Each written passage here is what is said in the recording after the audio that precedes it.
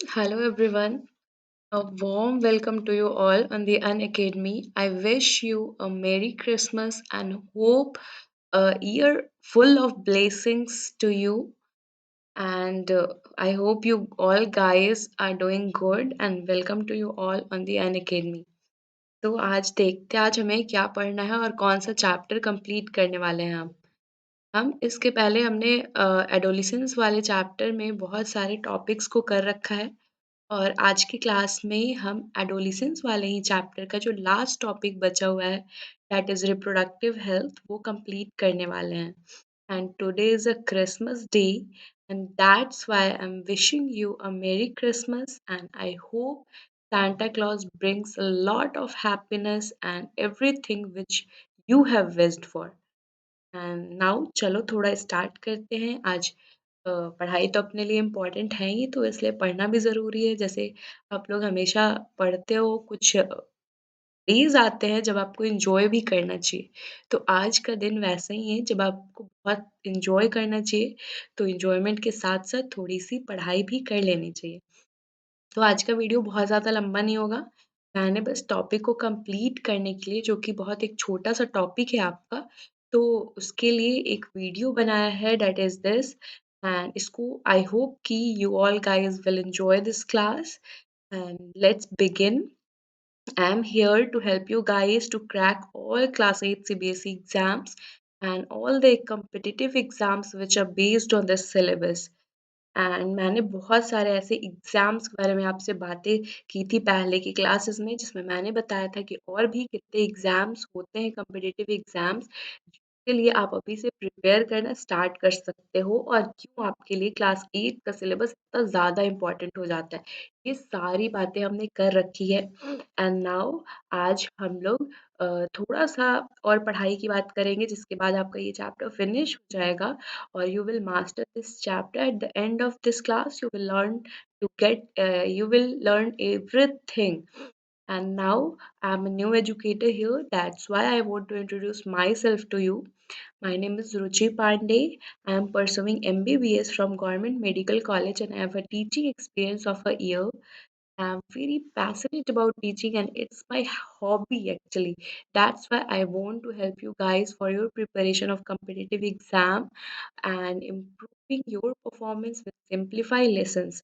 मैं बस हर क्लास में चाहती हूँ कि आप कुछ ना कुछ सीख लो ऐसे और बहुत सारे नए-नए अच्छे-अच्छे तरीके से मैं आपको पढ़ाती हूँ जिससे कि क्लासेस जो होते हैं बहुत सिंप्लीफाई हो जाते हैं आपके लिए और आप सिंपली सारी चीज़ों को अंडरस्टैंड कर सकते हो।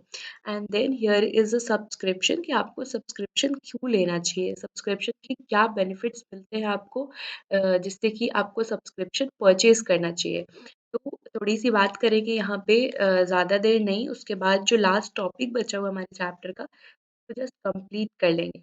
यहाँ सब्सक्रिप्शन लेने के बाद आपको डेली डेली लाइव क्लासेस दी जाती हैं। डेली लाइव क्लासेस दिए जाते हैं, जो कि आपके लिए बहुत ही ज़्यादा इम्पोर्टेंट हो जाता है। डेली लाइव क्लासेस में ना आप टीचर्स से डायरेक्टली इंटरेक्ट कर सकते हो टीचर्स से अपने सारे डाउट्स पूछ सकते हो और डिस्कशन में इंगेज हो सकते हो उनके साथ एंड देन आफ्टर जितने भी पोर्शंस कवर किए जाते हैं आपके लाइव क्लासेस में उसको आप टेस्ट और क्विज़ेस के थ्रू रिवीजन कर सकते हो जो कि मैं हमेशा ही कराते रहती हूँ अभी तो मैंने 2-3 चैप्टर्स के क्विज़ेस भी एक साथ कराए थे तो आई होप कि आपके सारे टॉपिक्स रिवाइज हो रहे होंगे तो यहाँ लाइव टेस्ट एंड क्विज़ेज़ में आप बहुत ईज़िली अपने परफ़ॉर्मेंस को इवैल्यूएट कर सकते हो कि आपका क्या पोज़ीशन आ रहा है और आपको कितनी मेहनत करनी है ताकि आप हमेशा ही टॉप पे रहो। जो बच्चे टॉप पे नहीं रह रहे हैं वो उन्हें भी कोशिश करनी चाहिए कि उन्हें टॉप पे आना है एंड दैट्स ऑल और थोड़ी-सी बात है जो कि मैं आपको बताना चाहती हूँ दैट इज़ स्ट्रक्चर्ड कोर्सेज़ कि आपको यहाँ पे स्ट्रक्चर्ड कोर्सेज़ दी जाती है and what about structured courses क्या होता है ये? तो इसके लिए मैं आपको बस इतना कहती हूँ कि अगर आप अपने प्रिपरेशन को सिलेबस को अच्छे से नहीं कर पा रहे हो टाइम पीरियड, टाइम लिमिट के अंदर तो टीचर्स आपकी हेल्प करते हैं जो कि आपके पूरे-पूरे सिलेबस को एक एक स्ट्रक्चर्ड वे में आपको प्रेज़ेंट करते हैं, जिससे कि आप अपने सिलेबस को जल्दी कंप्लीट करके बहुत बार रिवाइज़ भी कर सकते हो। एंड देन आपको अनलिमिटेड एक्सेस भी दी जाती है, जिसमें कि आप बहुत सारे कोर्सेज़ में एनरोल कर सकते हो एक साथ। ज़रूरी नहीं कि आपने जितने कोर्सेज़ के लिए एनरोल किया है, बस वही पढ़ सकते हो, उसके साथ-साथ आप और भी बहुत सारे कोर्सेज़ को एनरोल कर सकते हो। एंड हियर और थोड़ी-सी बातें करते हैं कि सब्सक्रिप्शन में आप आखिर कैसे जज करोगे कि आपको कौन-से टीचर से पढ़ना है? तो इसके लिए बहुत सारी लाइव क्लासेस अवेलेबल है जो कि यूट्यूब पे आप जैसे अभी जो क्लास देख रहे हो ये भी फ्री लाइव क्लास आपके लिए है, जिसको देख कर के आप देख सकते हो कि आपके टीचर्स कैसा पढ़ाते हैं एंड आपको कितना मज़ा आ रहा है उनसे पढ़ के और क उनसे पढ़ना आप कंटिन्यू करना चाहते हो या नहीं? तो ये सारी चीज़ें आप देख सकते हो फ्री लाइव क्लासेस में।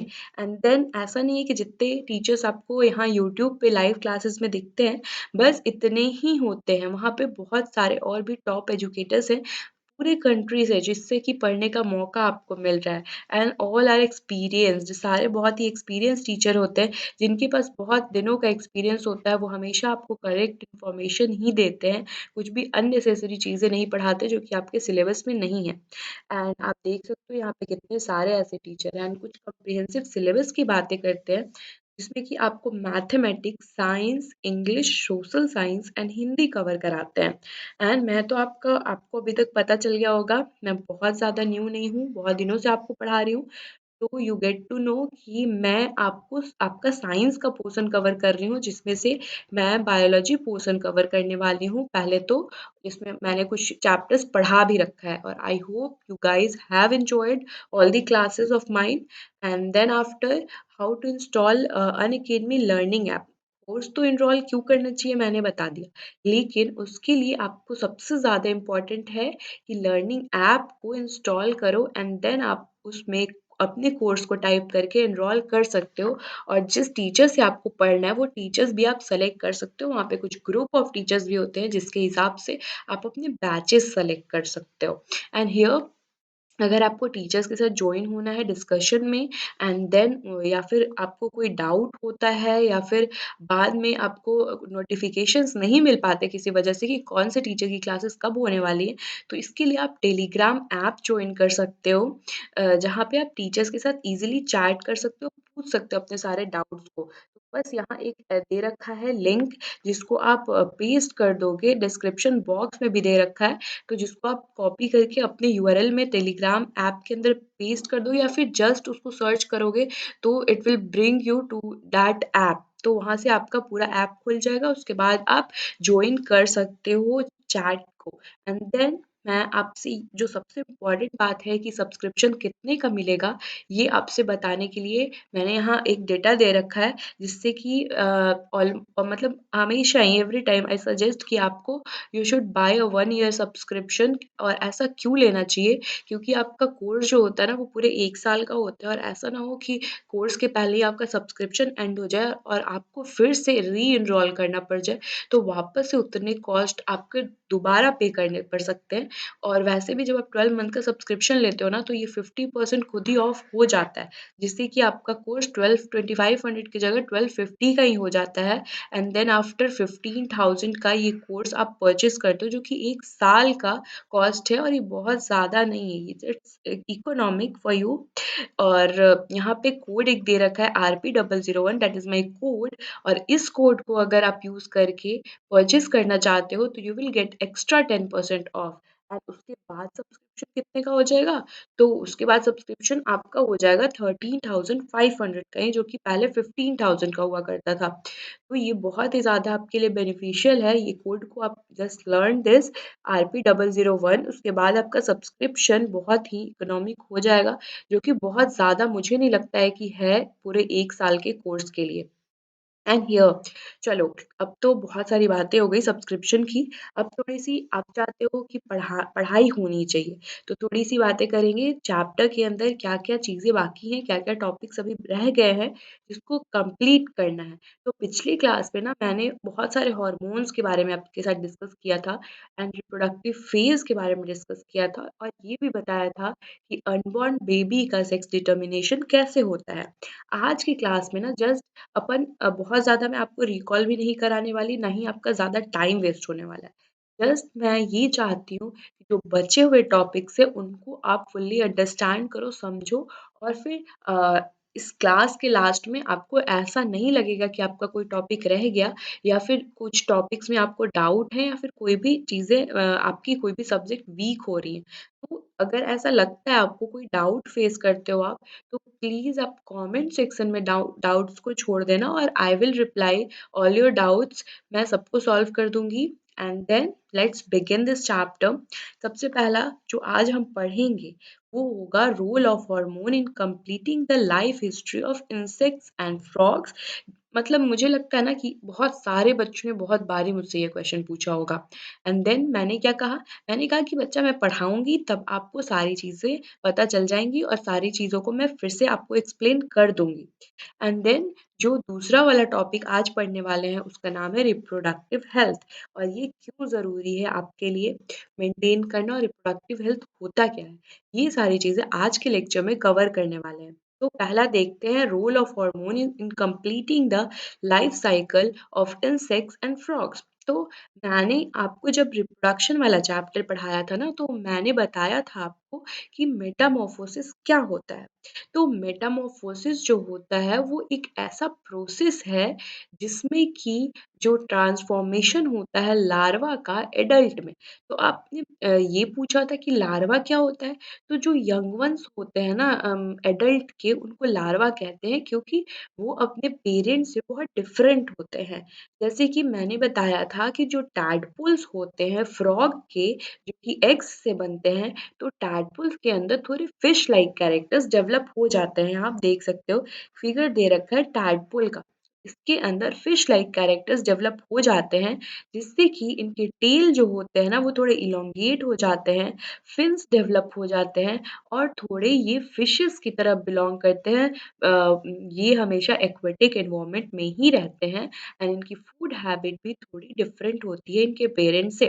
एंड देन आफ्टर क्या होता है ना कि लाइफ के नेक्स्ट स्टेज में इनका तो जो टेल इलोंगेट हो गया था एंड फिन्स डेवलप हो गए थे, वो फिर टेल शॉर्ट होने लग जाते हैं एंड फिन्स जो होते हैं वो भी गायब होते हैं और उसके जगह पे इनके लिम्स डेवलप होते हैं जो कि fore limbs and hind limb होते हैं। तो पहले हाइंड लिम्ब डेवलप होता है and then fore limbs develop होते हैं और जब ये जब ये फिशेस की तरह एक्ट कर रहे होते हैं ना तो इनके अंदर गिल्स का डेवलपमेंट हो जाता है जो कि बाद में डिसअपीयर होकर के लंग्स का फॉर्मेशन कर देता है कि इनको वाटर के अलावा अर्थ पे भी दैट इज़ लैंड पे भी रहने के लिए एलिजिबल बना देता है और ये लैंड पे भी सर्वाइव कर सकते हैं लंग्स की हेल्प से। तो आई थिंक कि आपने ये समझ लिया होगा कि डिफरेंसेस जो होते हैं टैडपोल एंड फ्रॉग के अंदर वो कैसे आते हैं, क्या-क्या डिफरेंसेस होते हैं और टैडपोल को ही इसका लार्वा क्यों कहते हैं। जस्ट इसलिए क्योंकि ये जो टैडपोल्स होते हैं वो कुछ कैरेक्टर्स डिफरेंट शो करते हैं अपने पेरेंट्स से। That's why it is called as a larva और टैडपोल।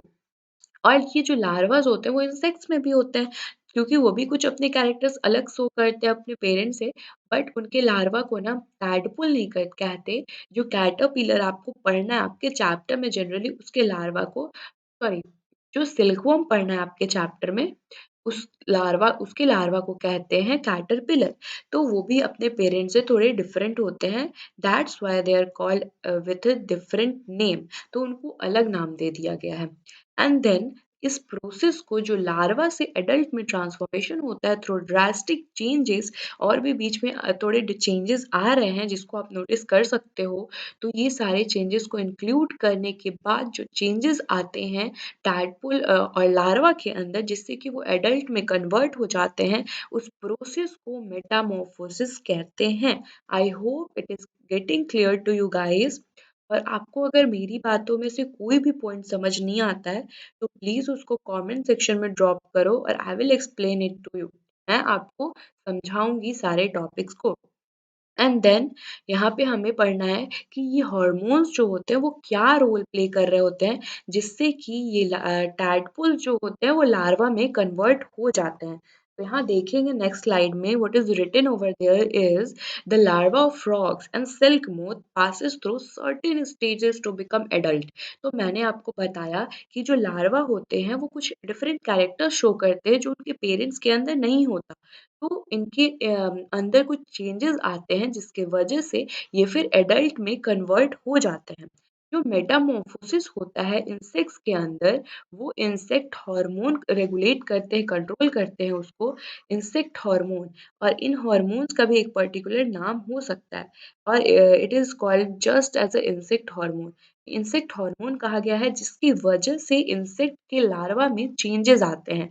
और वैसे ही जब हमने फ्रॉग पढ़ा, उसके लार्वा को पढ़ा, that is called as a tadpole, जिसके लार्वा को टैडपोल कहते हैं। तो उसके अंदर जो चेंजेस आ रहे हैं, जो उनका पहले टैडपोल के अंदर टेल इलोंगेशन होता है and then after it shorten at the latter stage of their life, and then जो उनके फिन्स डेवलप हो जाते हैं टैडपोल में, वो फिर डिसअपियर हो जाते हैं एडल्ट्स के अंदर एंड वहाँ पे उनके फिन्स की जगह पे उनके लिम्स डेवलप हो जाते हैं, that is hind limb and four limb, जिसके वजह से वो जंपिंग एंड कर पाते हैं, डिफरेंट मूवमेंट शो करते हैं अपने टैडपोल से।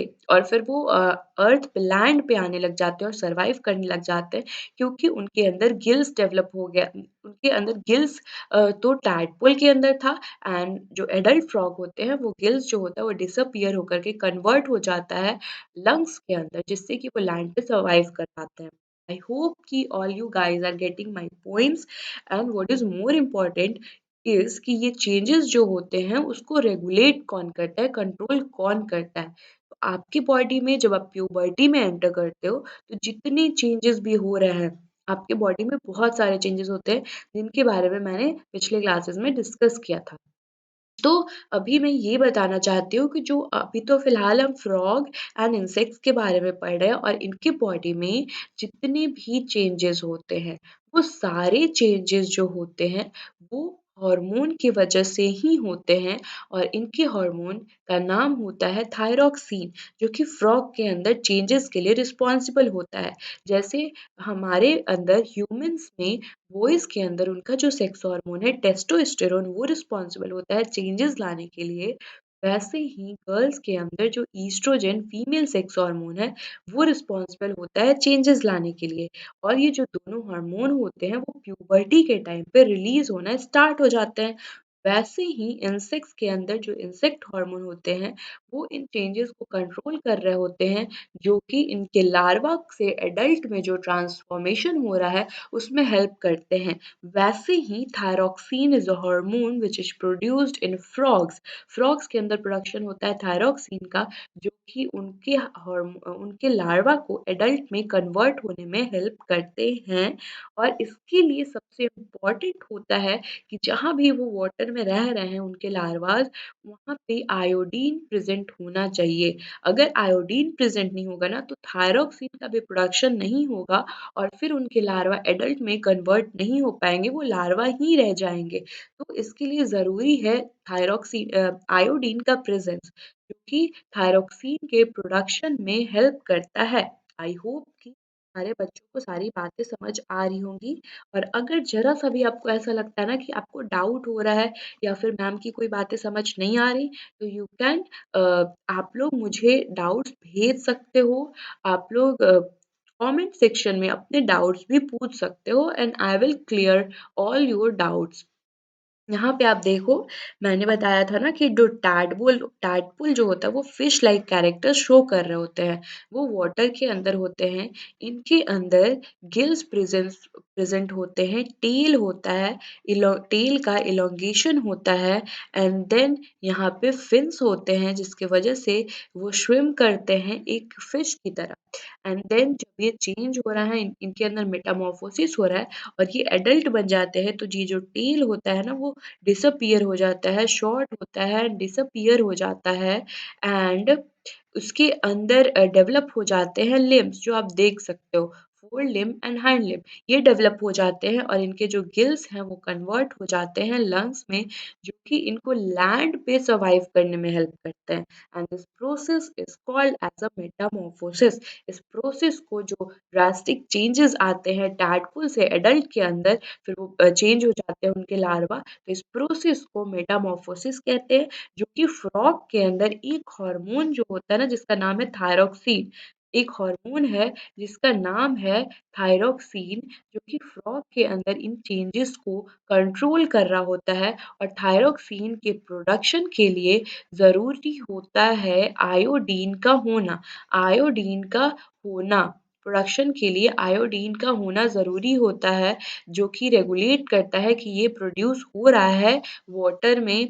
आयोडीन अगर रहेगा तो उससे हेल्प मिलेगी फ्रॉग के अंदर थायरॉक्सिन के प्रोडक्शन में, और फिर चेंजेस हो पाएंगे फ्रॉग के लार्वा से एडल्ट में।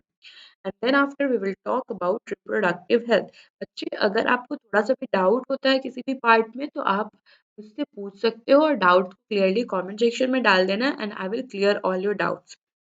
आई hope all you guys are getting my point. समझ में आ रही हो आपकी सारी बात, मेरी सारी बातें आपको? और अगर नहीं आ रही तो आप पूछ सकते हो। तो यहाँ हम थोड़ी सी बातें करेंगे रिप्रोडक्टिव हेल्थ के बारे में कि ये क्यों ज़रूरी है और रिप्रोडक्टिव हेल्थ मतलब होता क्या है। रिप्रोडक्टिव हेल्थ जस्ट क्या होता है, ये कंडीशन होता है male and female reproductive system का ड्यूरिंग ऑल लाइफ स्टेजेस। तो ये रिप्रोडक्टिव हेल्थ सही भी हो सकता है और किसी का गड़बड़ भी हो सकता है। तो उसको सही कैसे रखा जाए, आपका रिप्रोडक्टिव सिस्टम हमेशा अच्छे से फंक्शन करे, सही रहे, कोई भी गड़बड़ ना हो उसके अंदर, ना आपके एक्सटर्नल जेनाइटल्स में, that is called as a physical आपके बॉडी पार्ट्स, एंड जो आपका जो अंदर सिस्टम चल रहा है रिप्रोडक्टिव सिस्टम, उसमें भी कोई गड़बड़ी ना हो और आप हमेशा हेल्दी रहो, that is your reproductive health. जिसको रिप्रोडक्टिव हेल्थ कहते हैं कि आप हमेशा अपने लाइफ के सारे स्टेजेस में जो आपके रिप्रोडक्टिव सिस्टम है वो सही फंक्शन करने चाहिए, कोई भी गड़बड़ी नहीं होनी चाहिए, ना एक्सटर्नली ना इंटरनली। तो इसको कहते हैं रिप्रोडक्टिव हेल्थ। और ये जो सिस्टम्स होते हैं, रिप्रोडक्टिव सिस्टम आपके जो होते हैं ना, वो बने होते हैं हॉर्मोन्स के, ढेर सारे हॉर्मोन्स जो रेगुलेट करते हैं आपके सिस्टम को। जैसे हमने सेक्स हार्मोन्स की बातें की थी पिछले क्लासेस में, तो male sex hormone is testosterone, and जो फीमेल सेक्स हार्मोन होता है उसको कहते हैं ईस्ट्रोजन। तो ये जितने भी हार्मोन्स होते हैं, जो हार्मोन प्रोड्यूसिंग ग्लैंड होते हैं, वो सारे रिप्रोडक्टिव सिस्टम में आपकी हेल्प करते हैं, जिसमें बहुत सारे फंक्शंस को कंट्रोल करते हैं। तो ये आपके जो ऑर्गन्स होते हैं, जो प्राइमरी सेक्स ऑर्गन्स होते हैं वो, एंड ये जितने भी हार्मोन्स रिलीज करते हैं, जो हार्मोन प्रोड्यूसिंग ग्लैंड्स होते हैं, अगर इनको मिला दिया जाए तो ये आपका रिप्रोडक्टिव सिस्टम हो जाता है। एंड देन आपके बॉडी को अगर हेल्दी रखना है आपको किसी भी स्टेज में लाइफ के, जिसको रिप्रोडक्टिव हेल्थ कहते हैं, तो आपको क्या तीन चीजें मेंटेन करनी होंगी, that is personal hygiene, balance diet, personal hygiene, balance diet and physical exercises. I hope कि आपको सारी बातें समझ आ रही होंगी। और मैं अभी बताती हूँ आपको कि ये पर्सनल हाइजीन क्या होता है। कुछ बच्चे बहुत दिनों से पूछ रहे हैं मुझसे कि पर्सनल हाइजीन क्या होता है। पर्सनल हाइजीन होता है ना कि आप पर्सनली खुद को कितना क्लीन रखते हो, तो उसके लिए वो you should do is to take bath daily. Daily ही आपको नहाना चाहिए, जिससे कि आपकी बॉडी जो होती है वो क्लीन रहती है, जिसको पर्सनल हाइजीन में इंक्लूड करते हैं। इट्स नॉट एनीथिंग, वो कुछ नहीं है, personal hygiene is nothing but it's only your bodies requirement, और आपके बॉडी का क्या रिक्वायरमेंट है और उसको कितना क्लीन आप रखते हो, इट्स क्लीनलीनेस। तो इसको पर्सनल हाइजीन कहते हैं। उसके बाद अगर ये मेंटेन हो जाता है and you are taking bath every day, तो दिन में एक बार तो ज़रूर आपको नहाना चाहिए। And then after a balance diet, balance diet important होता है, और मैं आपको ये भी बताऊंगी कि बैलेंस डाइट के अंदर क्या क्या चीज़ें आती हैं। And then after you should do physical exercises on daily basis. तो हर दिन आपको फिजिकल एक्सरसाइजेज मतलब कुछ भी फिजिकल एक्टिविटी में अगर आप इन्वॉल्व हो सकते हो तो ये बहुत अच्छी बात होगी। तो फिजिकल एक्सरसाइज आपके लिए बहुत ज़्यादा इंपॉर्टेंट है क्योंकि आप प्यूबर्टी में एंटर कर चुके हो और आपके बॉडी में बहुत सारे ढेरों सारे चेंजेस हो रहे हैं।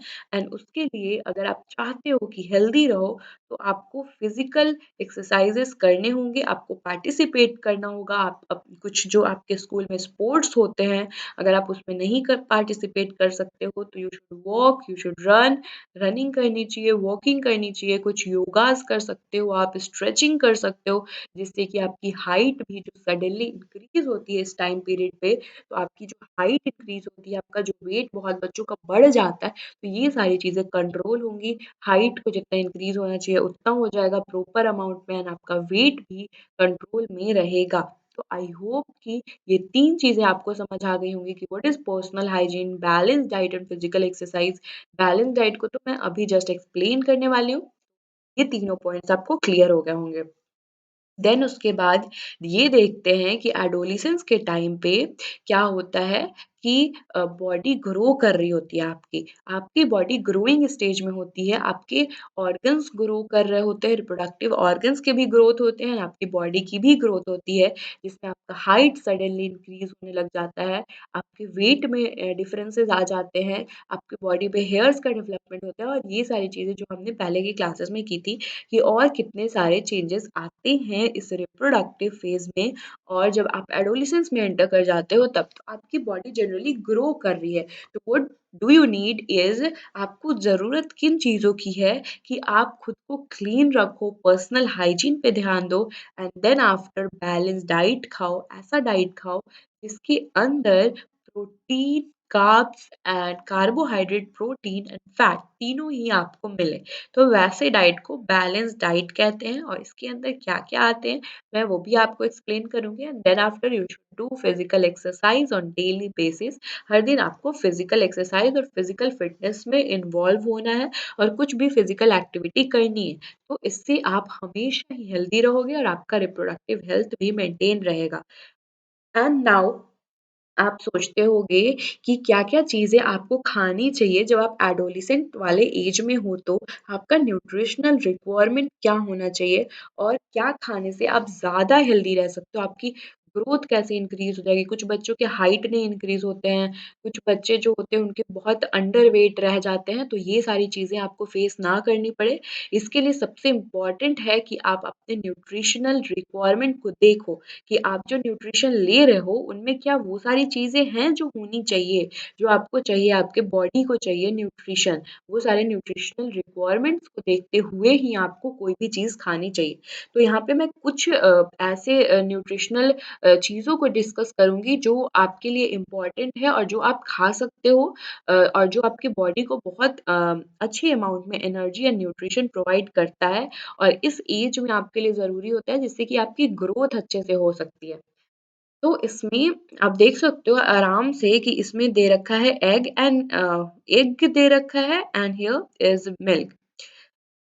जो एग होता है ना उसके 2 पार्ट्स होते हैं that is white part and yellow part. आप खाते होगे तो आपको पता होगा। जो व्हाइट पार्ट होता है ना that is called as albumin कहते हैं उसको और जो येलो पार्ट होता है ना उसको यॉक कहते हैं। जिससे कि फर्दर अगर ये फर्टिलाइज्ड एग है तो ये yolk will develop into a offsprings. इसके बेबी में डेवलप हो जाएँगे, इसके यंग वन्स में डेवलप होंगे, इसके ऑफस्प्रिंग्स बन जाएँगे उससे। यॉक से जो येलो पार्ट होता है एंड वो जो व्हाइट पार्ट होता है उसके अराउंड वो जस्ट प्रोटीन होता है, वो पूरा फुल ऑफ प्रोटीन होता है जो उसको नरिशमेंट प्रोवाइड करता है यॉक को, डेवलपिंग एम्ब्रियो को। तो इसके लिए ज़रूरी है आपको कि ये समझ लेना कि आपको कौन-सी चीज़ें खानी चाहिए। अगर एडोलेसेंस वाले पीरियड में आप हो और आपके मसल की बहुत ज़्यादा डेवलपमेंट हो रही है, बॉयज़ के अंदर तो होती है एंड गर्ल्स के अंदर फैट ज़्यादा डेवलप होता है। तो मसल के डेवलपमेंट के लिए प्रोटीन चाहिए आपको जिसके लिए आपको जो एग का व्हाइट वाला पार्ट होता है ना that is called as a albumin उसको कंज़्यूम करना चाहिए, वो खा लेना चाहिए। जिससे कि एक्सेस अमाउंट में प्रोटीन आपको मिलती है और आपके बॉडी का जितना ग्रोथ होना चाहिए, मसल ग्रोथ और आपके हाइट में भी इंक्रीमेंट में वो ये सारी चीज़ें हेल्प करती हैं। और जो बच्चे एग नहीं खाते हैं मिल्क तो सबको ही लेना चाहिए और जो बच्चे एग नहीं खाते हैं उनको मिल्क तो ज़रूर ही लेना चाहिए क्योंकि एनिमल का कोई भी प्रोटीन उनके बॉडी में एंटर नहीं हो रहा है and milk is the only one thing जिसके अंदर फैट, प्रोटीन एंड बाकी भी कार्ब्स भी रिक्वायर्ड अमाउंट में होता है जो कि बहुत ज़्यादा इम्पोर्टेंट है हमारे बॉडी के लिए। तो अगर आप कोई भी एनिमल प्रोटीन नहीं ले रहे हो एंड आपका बॉडी किसी भी तरीके का प्रोटीन नहीं ले रहा है तो बहुत ज़्यादा इम्पोर्टेंट हो जाता है कि आप लो।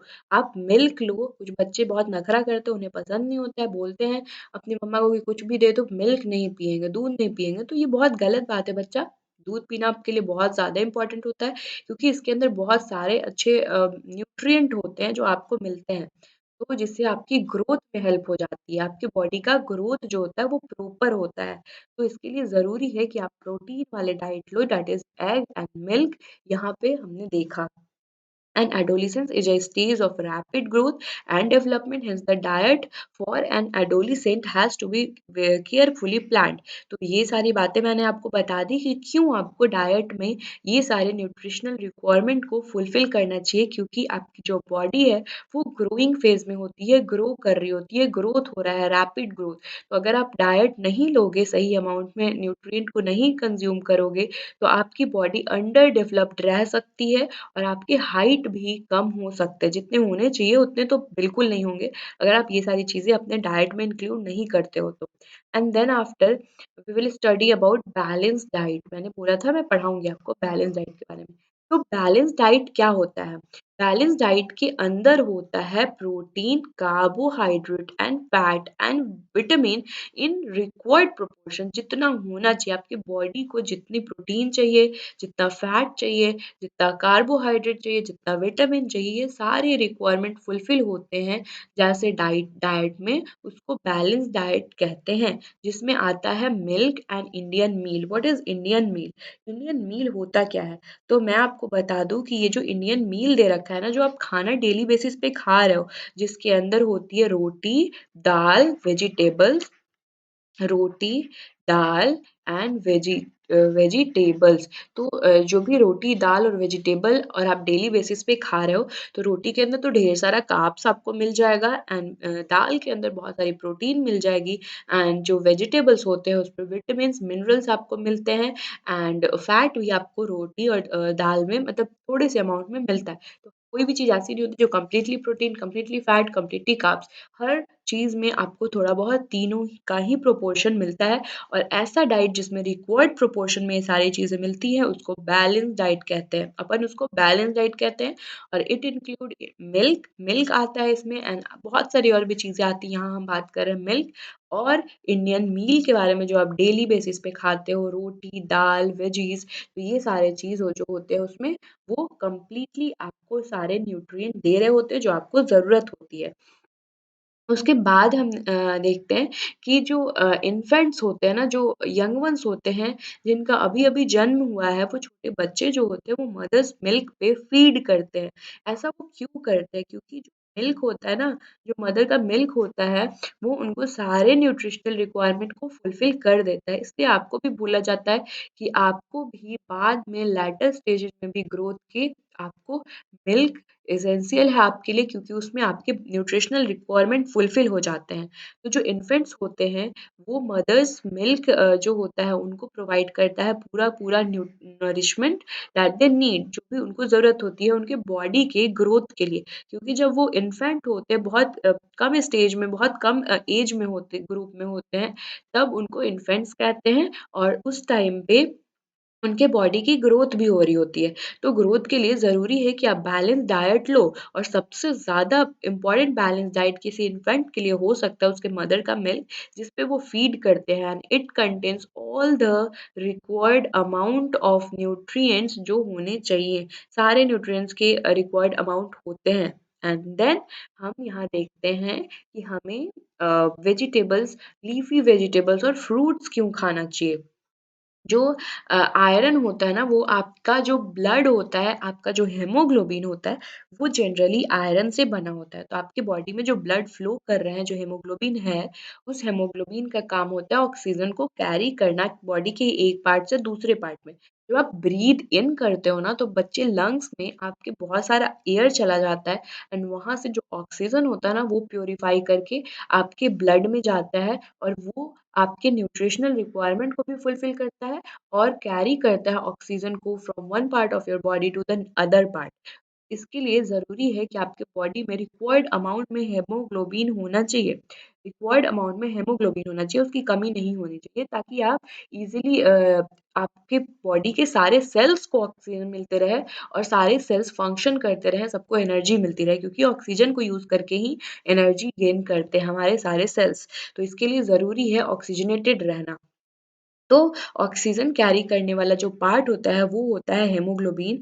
ऑक्सीजन कैरी करने वाला जो पार्ट होता है वो होता है हीमोग्लोबिन और हीमोग्लोबिन जो होता है वो Fe लिखते हैं आयरन को, तो वो आयरन से बना होता है।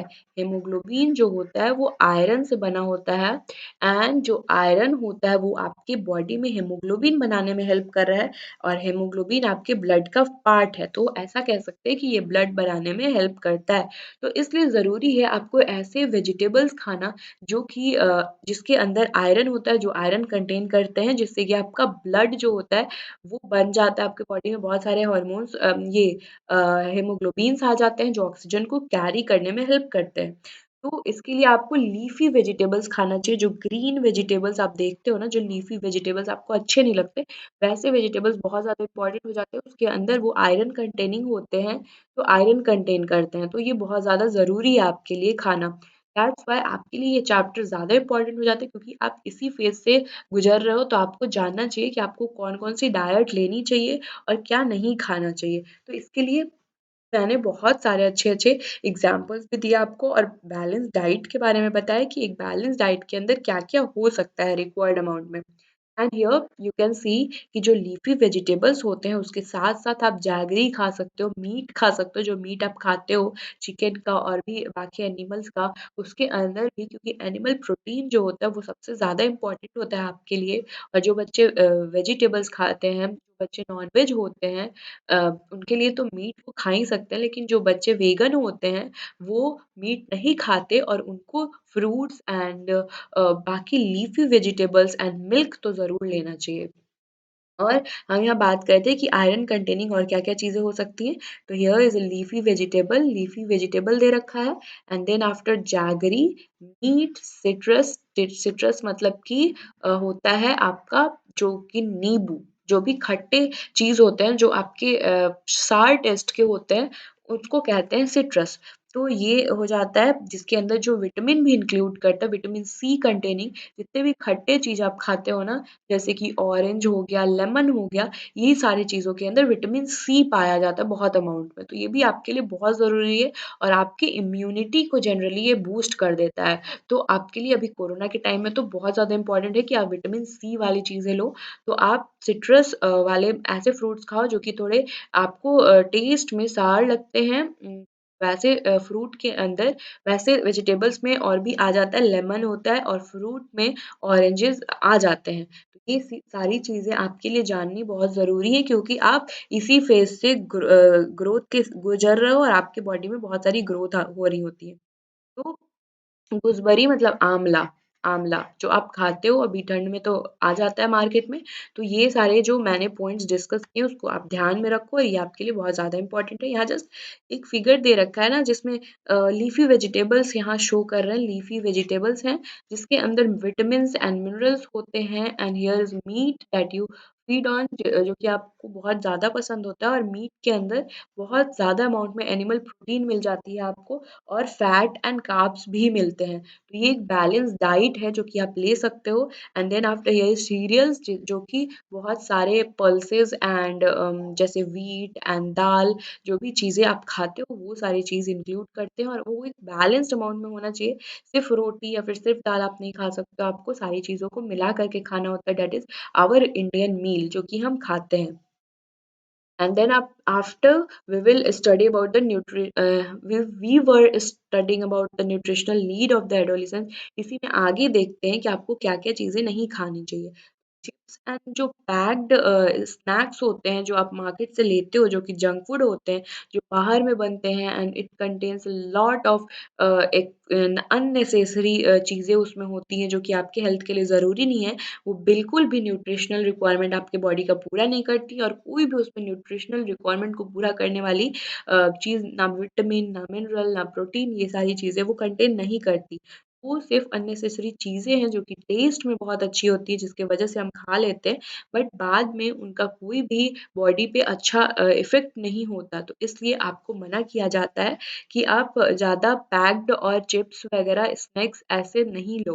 बाहर के बहुत ज़्यादा आइटम्स ना खाओ क्योंकि वो बहुत टेस्टी होते हैं और आपके वो रेगुलर मील्स को रिप्लेस नहीं कर सकते हैं क्योंकि उसके अंदर न्यूट्रिशनल वैल्यू नहीं होता है। वो न्यूट्रिशनल वैल्यू नहीं होता उसका कुछ भी, तो इसलिए आपके लिए इम्पोर्टेंट है कि मैंने जो चीज़ें आपको बताई है दैट इज़ वेजिटेबल्स, फ्रूट्स और जो इंडियन मील होता है हमारा वो बहुत इम्पोर्टेंट है जो हमें खाना चाहिए।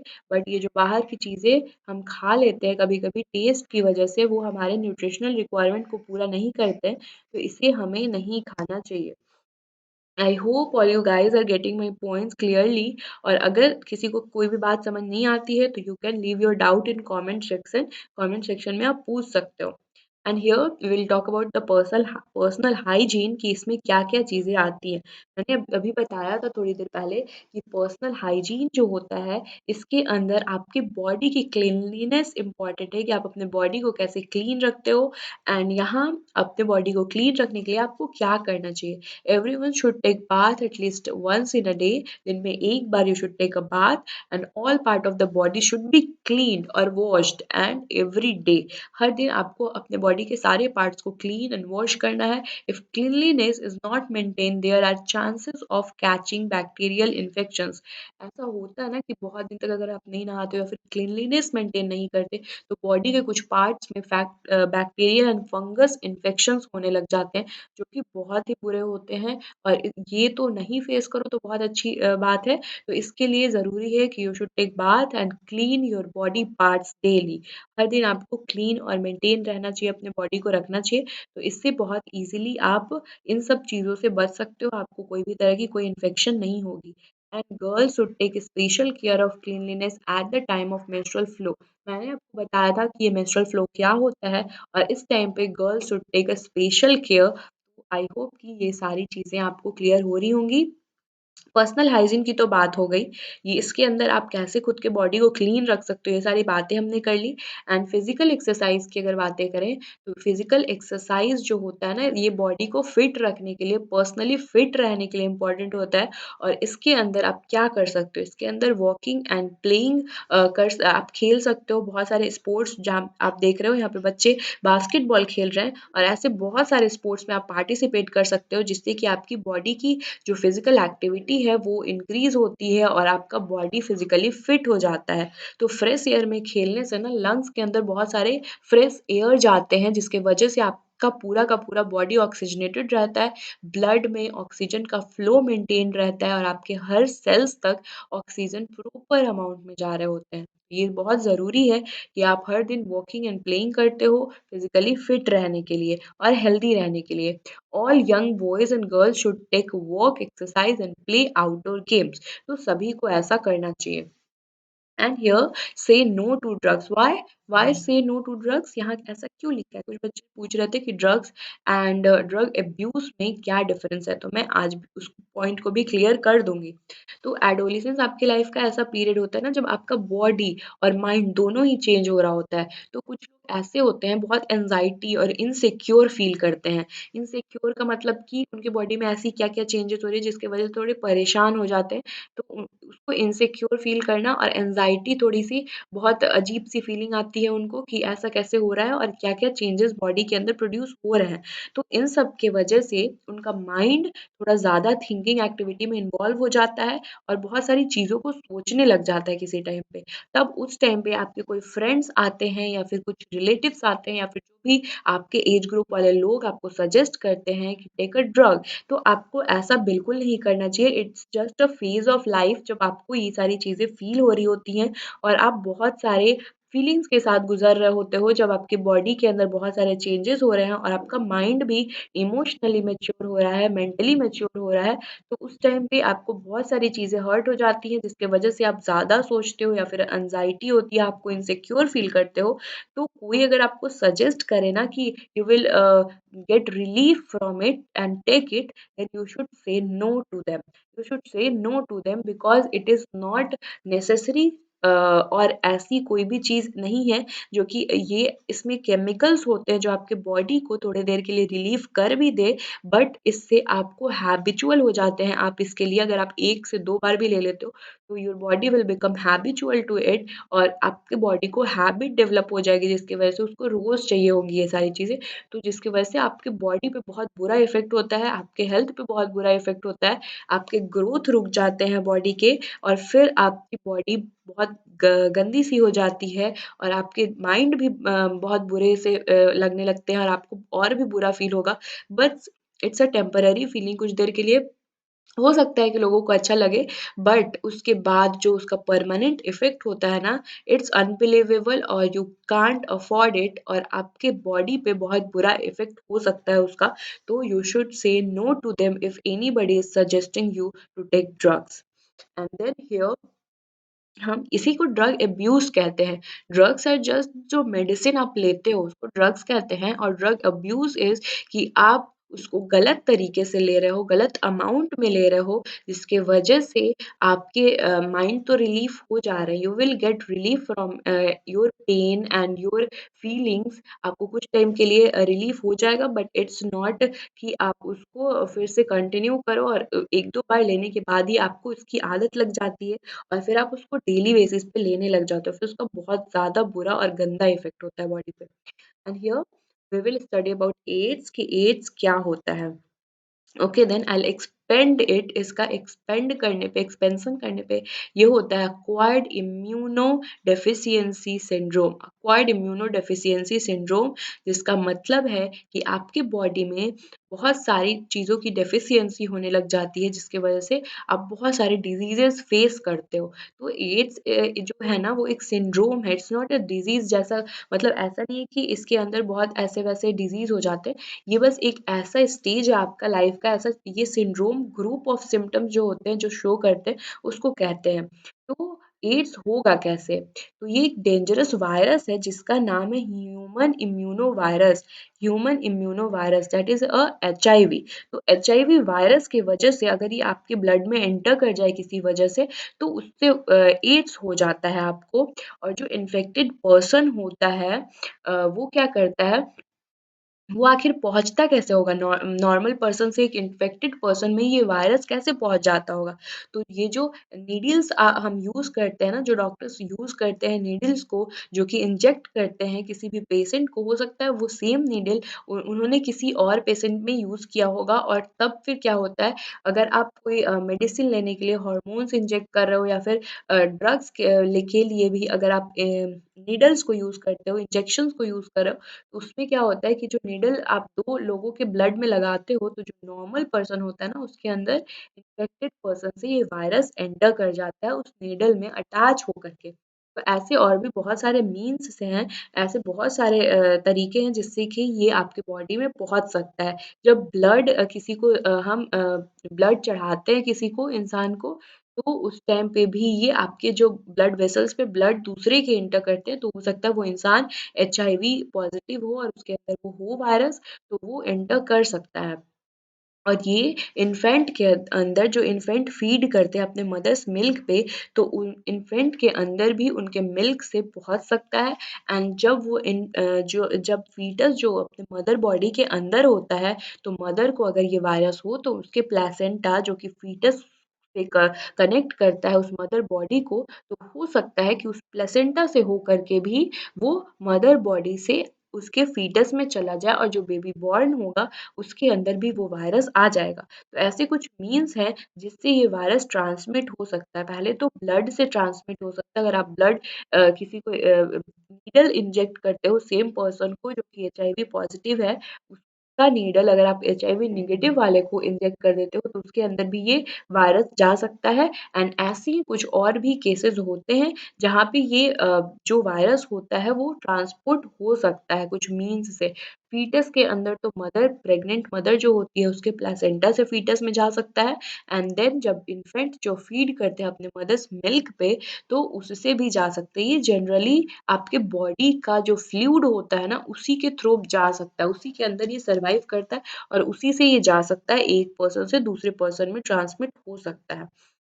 एंड देन मैं ये भी बता दूँ कि एड्स के अंदर क्या होता है। ये रिबन जो देख रहे हो आप, ये बस सिंबल है एड्स का और इसके अंदर क्या-क्या चीज़ें हो सकती हैं। तो एड्स एक ऐसा डिज़ीज़ है जहाँ पे आपके बॉडी में ये जो वायरस होता है ना, वो आपके इम्यून सिस्टम को इतना ज़्यादा वीक कर देता है, जिससे कि और भी बहुत सारे अपॉर्च्युनिस्टिक इन्फेक्शंस आपको हो सकते हैं। मतलब कि सिंपल इन्फेक्शंस जिससे आप इज़िली बच सकते थे पहले अगर आपके अंदर ये वायरस नहीं था। जब आपकी बॉडी की डिफेंस मैकेनिज़्म बहुत अच्छी तगड़ी होती है और आपका बॉडी प्रोटेक्ट कर लेता है आपको सारे इन्फेक्शंस होने से। एंड जब आपकी बॉडी में ये एचआईवी वायरस एंटर कर जाता है, तब ये अपॉर्च्युनिस्टिक इन्फेक्शंस को चांस मिल जाता है क्योंकि आपकी बॉडी की इम्यून सिस्टम बहुत लो हो गई है, आपकी बॉडी का इम्यूनिटी लो हो गया है और आपका बॉडी फाइट नहीं कर पा रहा है किसी पैथोजन से। तो उस टाइम पे जब बैक्टीरिया या फिर फंगस का आपके ऊपर इन्फेक्शन होगा तो आपको बहुत जल्दी सर्दी हो जाएगी जो ऐसे नॉर्मल कंडीशन में नहीं होती है, जो कि आपका बॉडी फाइट कर लेता है। बहुत सारे टाइफाइड हो जाएँगे आपको और फ़ीवर होने लग जाएँगे और भी बहुत सारे ऐसे डिसीज़ेज़ डेवलप होने लग जाएँगे, जो कि नॉर्मल कंडीशन में आपका बॉडी डिफेंस मैकेनिज़्म से, आपके इम्यून सिस्टम से उसको प्रोटेक्ट कर लेता है, तो अब ये प्रोटेक्ट नहीं कर पाएगा। And then here is the last topic that is adolescent pregnancy. ये क्या होता है? इसके इफ़ेक्ट एंड रिस्क क्या हो सकते हैं? तो जो टीनेज मदर्स होती हैं, जो कि 18 एज ग्रुप से नीचे होती हैं, वो फिज़िकली और मेंटली प्रिपेयर्ड नहीं होती हैं कि वो चाइल्ड को अडॉप्ट कर पाएँ और क्योंकि वो जो होती हैं, उनका बॉडी भी सपोर्ट नहीं करता है इस चीज़ के लिए, तो वैसे चांसेस होते हैं कि मदर एंड जो बेबी होता है, वो दोनों ही डिफेक्टिव हों और दोनों ही उनके अंदर अच्छे से ग्रोथ ना हो पाए, बेबी का फुल्ली ग्रोथ ना हो पाए और मदर का भी डेथ हो जाए पहले ही क्योंकि उसकी बॉडी जो होती है वो सपोर्ट नहीं करती है इस प्रेगनेंसी को। तो इसलिए एडोलेसेंट प्रेगनेंसी जो होता है वो बिल्कुल भी सही नहीं है और यहाँ पे देख सकते हो आप हेल्थ रिस्क आते हैं, एजुकेशन इंटरप्शन होता है क्योंकि ये बहुत इम्पोर्टेंट टाइम पीरियड होता है आपके लाइफ का। जब आप एजुकेशन के फील्ड में हो और उसको गेन कर रहे हो, बहुत सारे नॉलेज आपको मिल रहे हैं, तो इसके वजह से मैटरनल मॉर्टेलिटी हो सकती है। मॉर्टेलिटी मतलब डेथ, तो मैटरनल डेथ हो सकती है, मदर का डेथ हो सकता है एंड प्रीमेच्योर बर्थ हो सकता है। बेबी का कंप्लीट डेवलपमेंट नहीं होगा एंड प्रीमेच्योर बर्थ हो जाएगा। स्टिल बर्थ मतलब बर्थ होगा तब आप देखोगे कि जो वो चाइल्ड है वो मरा हुआ पहले से ही डेड है। तो वो जो स्टिल बर्थ कहते हैं इसको मतलब बर्थ के टाइम पे देखते हो कि वो पहले से ही डेड है, तो उसको स्टिल बर्थ कहते हैं। प्रीमेच्योर बर्थ की बर्थ होने के बाद वो लाइव है पर फिर भी उसके सारे पार्ट्स और सारे ऑर्गन्स मैच्योर नहीं हुए हैं, तो ये सारे केसेस हो सकते हैं एडोलेसेंट प्रेगनेंसी के टाइम पे। एंड देन जिसके वजह से जो मैरिजेबल एज ग्रुप है, गर्ल्स के अंदर 18 होती है, 18 के बाद ही मैरिज होना चाहिए और उसके बाद ही चाइल्ड के लिए वो प्रिपेयर्ड हो पाती हैं। एंड देन जो बॉयज़ होते हैं उनका 21 इयर्स होता है मैरिजेबल एज ग्रुप क्योंकि बॉयज़ के अंदर एडोलेसेंस भी थोड़ा लेट आता है और उनके अंदर मैच्योरिटी भी थोड़ी लेट होती है, तो इसलिए उनका एज ग्रुप भी थोड़ा ज़्यादा रखा गया है। तो 18 for girls and 21 for boys. And जो अर्ली मैरिज हो जाता है एंड मदरहुड जो जब प्रेग्नेंट हो जाती हैं, जो एडोलेसेंट गर्ल्स होती हैं, तो उसकी वजह से हेल्थ प्रॉब्लम्स आते हैं मदर में भी एंड चाइल्ड में भी। इसके लिए इसके वजह से it's not good for your health and you should avoid these things. आपको पता है ये सारी चीज़ें।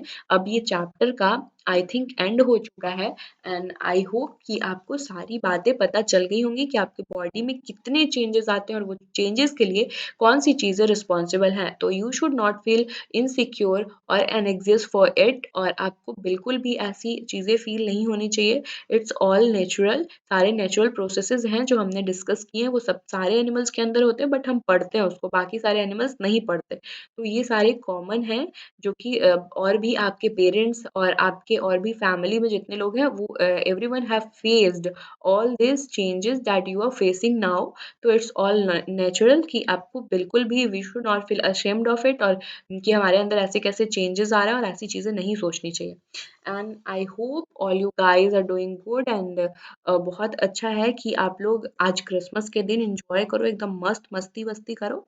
And thank you all guys, and if you have not liked it, do like, share and subscribe it, and here is my code that is RP001, जिसको कि आप use करके एक्स्ट्रा 10% ऑफ अवेल कर सकते हो।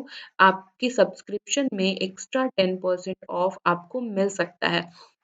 आई hope all you guys have enjoyed this class. और ये आज की क्लास तो लाइव नहीं है, तो आप अपने कमेंट सेक्शन में डाउट्स को छोड़ सकते हो, और मैं जब भी डाउट को देखूंगी उसको क्लियर कर दूंगी। I hope all you have enjoyed this class. Thank you so much, and merry Christmas to you all again, and enjoy your day, and you God will bless you with everything, and I hope कि आप लोग बहुत मज़े करो आज, और new year is coming, तो आपका न्यू ईयर भी बहुत अच्छा होगा। And that's all about today's class, and thank you so much guys. If you have any doubt, you can drop it in comment section. I will solve your doubts, and that's all, and thank you so much.